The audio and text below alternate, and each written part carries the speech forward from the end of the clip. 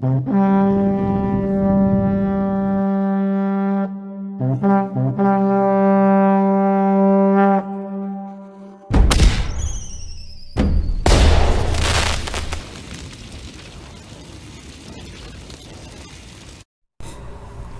everybody, I'm back. So, I know it's been a while. So, as I've been keeping up with, well, yes, it's been a while, but I have been keeping keeping eye on a lot of things. So, finally, we are after, I'd say 4 years, maybe 3. We have finally we're getting ninth edition of Warhammer 40,000. So, interesting, and also they had a sick new trailer, and believe me, I'm trying to get, like, everyday I try to, like, every time I see a reaction video of people who are like, oh, you just watched a Warhammer video? Well, like, or like the fan-made Astartes video, or Death of Hope? Oh, you should try the announcement trailer to Warhammer's new edition. And I try to get that. I try to really get that. It's kind of fun.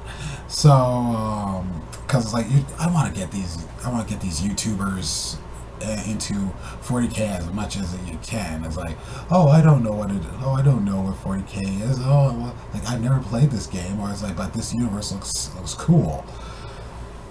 And there's lots of stuff in this universe. It's freaking awesome. And that trailer. Oh, that trailer was so awesome.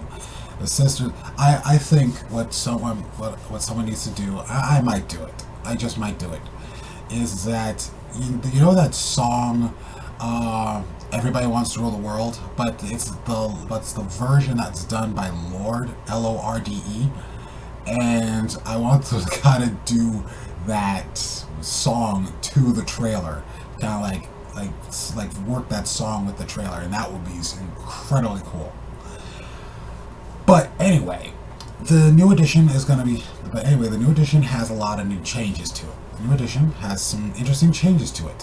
What they're doing is that they're rehauling like the command point system, and what they're trying to do is that they're gonna redo the detachments. Because what it used to be what it's going to be is that from 8th edition is that every time you have, like, if you're trying, like, you have like a core detachment, like, the core detachments are patrol, battalion, and brigade detachments. But the thing is that, but what's also cool is, no, I'm getting ahead of myself here. I know what's happening.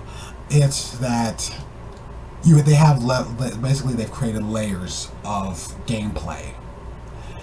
And one of the things is that you can go from small games to very big games, and like say this, you start the game. You have a game of say you're doing a combat patrol game, like that's about, in points levels, 500 points, up to 500 points. That's a very small skirmish game. That's a very small. That's a very small game, and it's going to be called Combat Patrol. Now, with Combat Patrol, you're going to have things like, with Combat Patrol, you get 3 command points because like your level of game is also the additional. It's like the command points you start with, so that everyone has an even playing field. But what you're doing is you're going for things like, okay, I'm going to have a patrol attachment. They never put in an explanation, so I'm kind of getting a little ahead of myself here. So it's like you have a patrol detachment, and you're probably going to get, and with these detachments, they have new rules. So basically, I'm getting out of the patrol detachment here. So if you have like it's a medium point game, 1,000 to maybe 1,000 or 2,000 point game, and you get like 4, maybe. I'm gonna have to find it. I have my site up here, so I'm trying to make sure that everything goes Oh yeah, I clicked the right one. Uh, so let's see. Detachments. They have like okay, so different types of detachments depending on battle size. Battle size. So like if it's a battle size, you have like combat patrol, incursion, strike force, and onslaught. Now the type of battle sizes is the number of detachments that you can bring into the game. So like a combat patrol, you can bring in one detachment, or an incursion game, you can bring in two detachments. But what's actually pretty cool is that when you select a detachment, it's like when you select a detachment, you get your refund the command point, because what it is that your command points, you have to spend command points to get additional attachments into your army. So if you get like if you're saying, oh, an incursion battle, then if you're like having an incursion battle, you're getting you can get two detachments. You can get another detachment in, which is basically, oh, I have one detachment, which is my core detachment, and a second detachment, which is likely a specialist detachment, or a fighter or a flyer detachment. But in order to get in order to get a special detachment or another core detachment, I would have to spend command points. But there's a trick, but there's a difference to it. Not really a trick. What is it here? Like say that you have a battalion detachment. It costs 3 command points to have another battalion detachment. But if your warlord is part of this is part of the battalion detachment, then those 3 command points then you gain 3 command points. You don't spend 3 command points, so that's pretty good.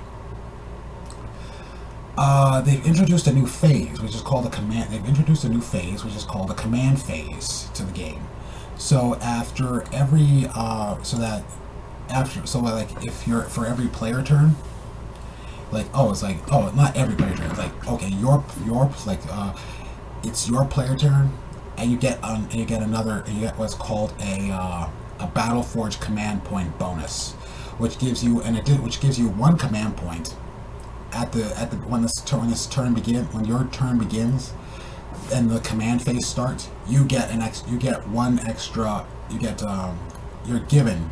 1 new command point, so that you can have command points. And what GW is going to be doing is that they're going to be restructuring the rules to kind of take away that, like, you're not going to be reaping entire you're not going to be harvesting massive collection of command points. They've had to restructure that system because it was getting a lot of abuse in early 8th edition, like early to mid 8th edition, because command points are a good idea, but they make it so that I have this whole thing of stratagems, and you can, like, oh, I'm going to just use I'm just going to use up a whole slew of them, and the big part of my army, and this one going to go break my opponent. So let's see here. They have new stratagems. So they've adjusted stratagems. They're going to be adjusting stratagems considerably. One of them here is called Cut Them Down. It's a core stratagem, but so core stratagems are stratagems that are available for every army, and it's kind of basically it's the stratagems that are found in the book. So they bumped them up from 3 to 7. So it's like you can use a stratagem. Oh, I can reroll a failed result, or I can break my opponent's turn cycle, assault cycle. So use this. So it says here, use a stratagem when an enemy unit falls back. Before any models in that unit are moved, roll 1d6 for each model from your army that is within engagement range. Now they've introduced this new term called engagement range, which is basically assault range, which is basically you have to be within 1 inch of your opponent when fighting. With engagement. Alright, so let me say this again. Roll 1d6 for each model from your army that is within engagement range of that enemy unit. For each result of 6, that enemy unit suffers 1 mortal wound. Meaning that if your opponent, if you have the command points, you can basically make your opponent. So it's like if your opponent was trying to fall back, you can make it harder for them to. You can basically, oh, you know what, you're gonna fall back. Well, I'm gonna make it. It's gonna cost you. So it's a good idea, especially like if you're doing wrapped units. If you're like wrapping your unit around your opponent's army, it's pretty cool. Let's see here. Alright, command points. Alright, so it's like, when it comes to command points, so if you're doing a combat, so like, if you're doing you get command points for what type of game you're playing, for how big of a battle you're playing, and you get points and you can get points for your warlord in one of the detachments. Excuse me. So, combat patrol, you get 3 command points. Incursion battles, you get 6 command. Both players get 6 command points. A strike force, you get 12 command points. And onslaught, you get 18 command points. Now, onslaught is the big one, which is 2,001 points to 3,000. So let's see. One of the interesting new additions to the, they had it today. Oh yes, crusades. Now I like the idea of crusades because what I've been wanting to do, is I want to try. I've always wanted to try and like craft an army that is capable, not really craft an army. Like I want because it's not always about the campaign, like the competitive aspect. What GW is trying to do is get more people to do a campaign. Like so basically, crusades are campaigns, and it's like it's your personal army. You simply just say you're crafting your like special characters, you're crafting special units, and over time as you win and lose battles, things happen to your army which can either gain them they can gain special weapons, they can gain attributes, or they can get wounded and make it so that they don't move as fast. So it's very interesting. It's a very progressive system, and as long as you are playing fit, and that's like, try not to and you can actually bring it into regular games. Say, oh, you know what, I played this, so it's like, say I would play this game against, and I would, but the way but they should really have a way to make sure that I'm not cheating, or my opponent is not cheating. Right? It's like, oh, my army has never lost. I've got all this tech and all these special attributes that my army got from winning and winning and winning. But really, I won like 2 games, but I lost 5. So it's like I get some requisition points, and I can build my army up bigger, or I can try to. But the thing is, it's like there has to be agreement. A proper agreement between both players, or more. And it's like, you might even have to have a ref when it comes to this, or some way that, okay, my opponent got this stuff done, and I'm logging it, and I'm logging what their progress was, and they're logging what my progress was, and we kind of put it on like on a forum website to make sure that that the next person who plays you, it's not like, okay, I may have edited something, so I'm going to put it up later, or I'm going to say, oh, I didn't lose, or I didn't win. It can be, there has to be a good sense of mutual respect here. Let's see. Especially what's actually cool is that it seems that they're not going to be updating our codexes for a while, because so far already we have Psychic Awakening has basically concluded. They just have to get the books out, because already they've done the Engine War, and they've done, but already this week they're doing previews for War of the Spider, and once the previews are done, they're likely going to begin pre-orders this Saturday. No. I think they might do pre-orders this Saturday, or they're going to start pre-orders next Saturday, and then they're going to start releasing. Somewhere along the line. I had it all figured out like this morning or something. But what it is that but what actually is probably cool is that you're trying to they're trying to get all this stuff together because of what's happening around the world. Things was like grinded to a very snail pace halt. So it's gonna take a bit to get everything back up and running. Because already they're going to be revealing the next box set, which is going to be Space Marines and Necrons, and those primary Space Marines look good. They're finally getting storm shields, which is awesome, and we're finally getting close combat assault units, which are the intercessors, like troop-based assault units. So. But also, what's actually cool is that they're introducing a new app. So, it's the Warhammer 40,000 app. What it is that once you buy a codex, a physical codex, you can access the app. Through the app, you can use the system. You get access to a digital version of the codex for free. Now, there's a. That's actually a pretty cool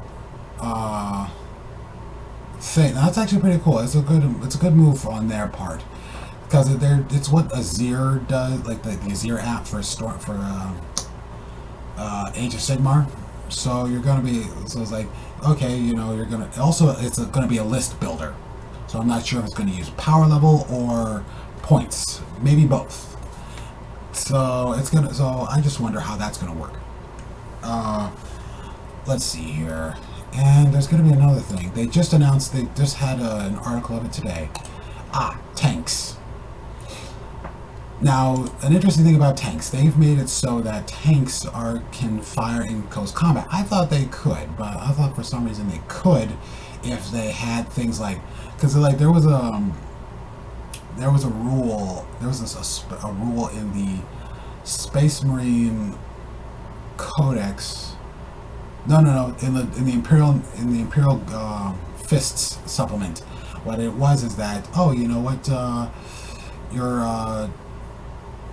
all bolt weapons in the unit can be classified as pistols. So it's like that I thought, you can technically use it on.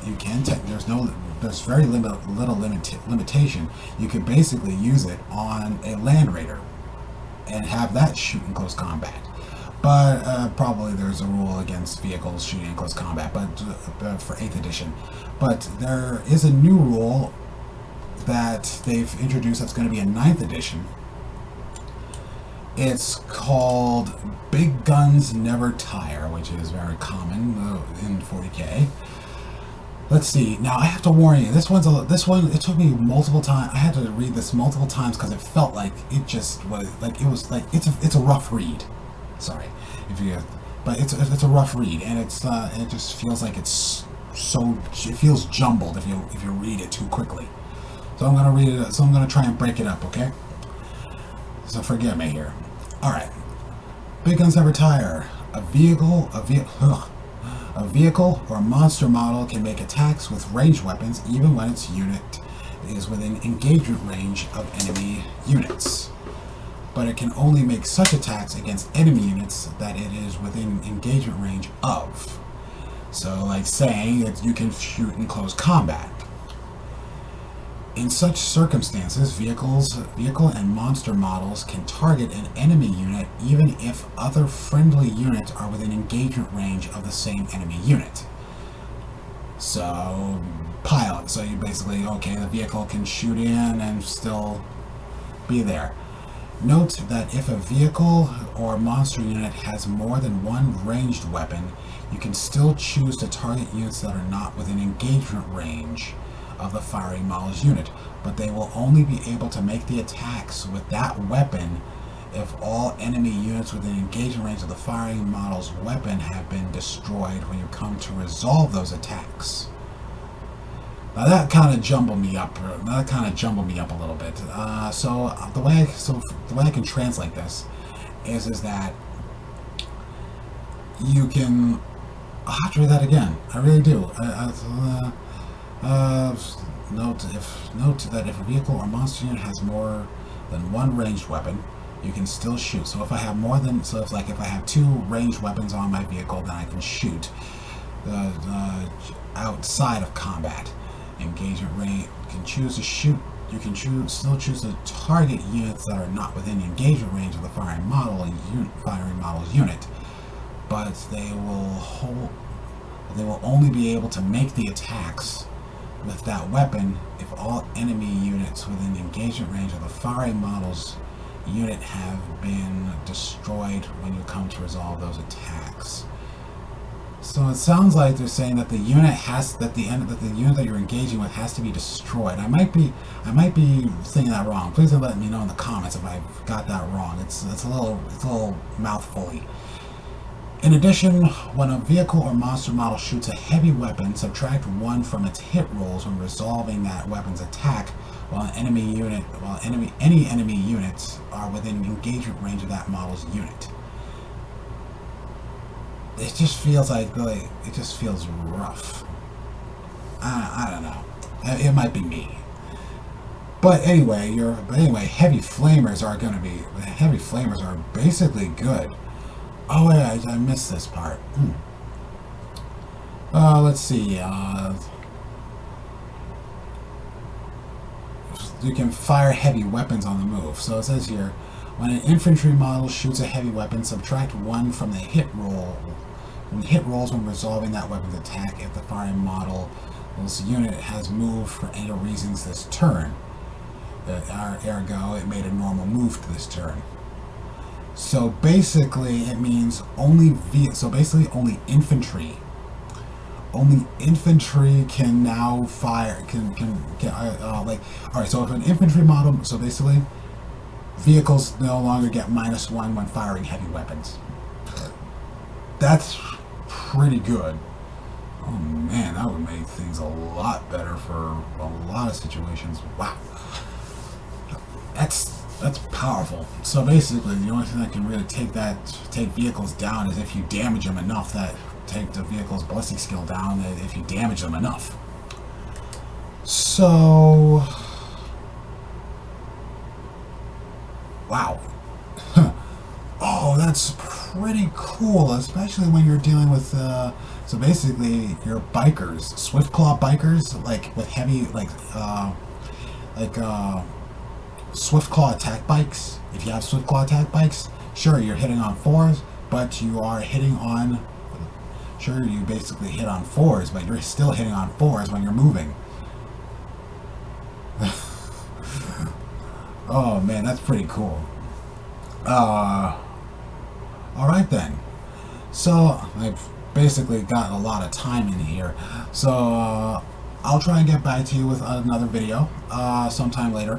But I hope you all like the new, or I hope you all are staying healthy, staying well, and I am pretty psyched about this book, and I hope you are all too. So, I'll catch you all later, and have a good one. Happy hunting.